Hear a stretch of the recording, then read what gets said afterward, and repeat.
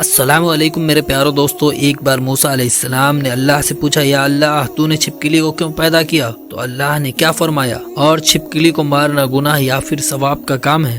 آپ سے گزارش ہے کہ اس واقعہ کو پورا ضرور دیکھیں۔ میرے پیارو دوستو، امید کرتا ہوں کہ آپ ایمان اور تقوی کی بہترین حالت میں ہوں گے۔ ویڈیو شروع کرنے سے پہلے نئے آنے والے تمام دوستوں سے ریکویسٹ ہے کہ ہمارے چینل کو سبسکرائب کریں۔ میرے پیارو دوستو، جیسا کہ آپ سبھی لوگ اچھی طرح سے جانتے ہیں کہ حضرت موسیٰ علیہ السلام اللہ سے ہم کلام ہوا کرتے تھے، یعنی اللہ سے باتیں کیا کرتے تھے۔ اکثر حضرت موسیٰ علیہ السلام کوہ طور کی پہاڑی پر جا کر اللہ سے باتیں کیا کرتے تھے۔ اس وقت اللہ تعالیٰ نے حضرت موسیٰ علیہ السلام کو اتنی ساری حکمت اور صفت عطا فرمائی جو انسان کے لیے ایک بہت بڑی نصیحت ہے اور صحیح طریقے سے زندگی جینے کے لیے بہت ہی فائدہ مند ہے۔ اسی طرح سے ایک مرتبہ حضرت موسیٰ علیہ السلام کوہ طور کی پہاڑی پر اللہ سے ہم کلام ہونے کے لیے گئے۔ کوہ طور پر جا کر آپ علیہ السلام ایک درخت کے نیچے کھڑے ہو گئے، اللہ سے بات کرنے لگے۔ اس درخت کے اوپر ایک چھپکلی تھی جس نے آپ پر پیشاب کر دیا۔ اس کے چھینٹے آ کر آپ علیہ السلام کے کپڑے پر گر گئے۔ یہ دیکھ کر آپ علیہ السلام کو اس چھپکلی پر بہت غصہ آیا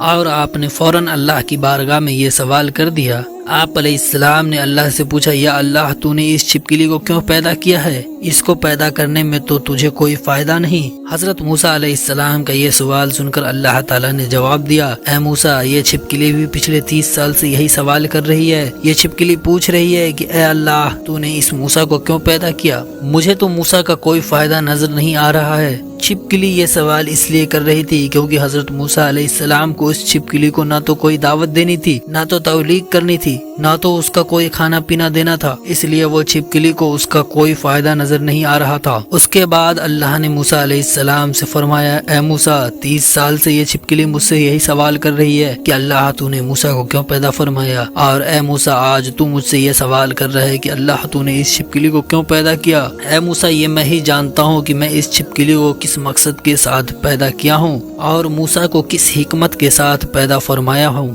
اے موسیٰ، اللہ نے مخلوق کو کسی مقصد اور کسی حکمت کے ساتھ پیدا کیا ہے، اور جو مقصد کسی ایک مخلوق سے ہے وہ مقصد کسی دوسری مخلوق سے نہیں ہو سکتا ہے۔ پھر اللہ نے فرمایا، اے موسیٰ، یاد رکھنا اللہ نے چھوٹے موٹے کیڑے مکوڑے پیدا کیے ہیں اور چھوٹے موٹے جانور پیدا کیے ہیں، سب کی الگ الگ حکمت اور سب کا الگ الگ مقصد ہے۔ میرے پیارو دوستو، چھپکلی کا ایک اور دلچسپ واقعہ بتا رہے ہیں۔ ایک شخص ایک مرتبہ حضرت علی رضی اللہ تعالی عنہ کی بارگاہ میں حاضر ہوا اور ادب کے ساتھ عرض کرنے لگا، یا حضرت علی رضی اللہ تعالی عنہ، چھپکلی کو مارنا گناہ کا کام ہے یا ثواب کا کام ہے؟ اس کے بعد حضرت علی رضی اللہ تعالی عنہ نے فرمایا، اے شخص، یاد رکھنا اس زمین پر کچھ مخلوق ایسی ہے جو انسان سے ناخوش ہے اور وہ شیطان سے وعدہ کیے ہیں کہ وہ انسان کو ہر طرح سے نقصان پہنچائیں گے۔ انہی میں سے ایک ہے چھپکلی اور اس سے جڑے ہوئے کچھ اور بھی مخلوق ہے۔ اے شخص، یاد رکھنا یہ چھپکلی شروع سے ہی انسانوں کی دشمن ہے، اسی لیے ان کو مارنا کوئی بھی گناہ کا کام نہیں ہے۔ یہ سن کر اس شخص نے کہا، یا علی، آپ نے فرمایا کہ چھپکلی اور اس سے جڑے کچھ مخلوق نے انسانوں کے ساتھ کچھ دشمنی کی ہے اور شیطان کی بات ماننے والے ہیں۔ یا علی، یہ کب اور کیسے ہوا؟ اتنا سنتے ہی حضرت علی رضی اللہ تعالی عنہ نے فرمایا، اے شخص، حضرت آدم علیہ السلام کے دنیا میں آنے سے لاکھوں سال پہلے اس زمین پر چھپکلی کا خاندان بڑی تعداد میں پھیلا ہوا تھا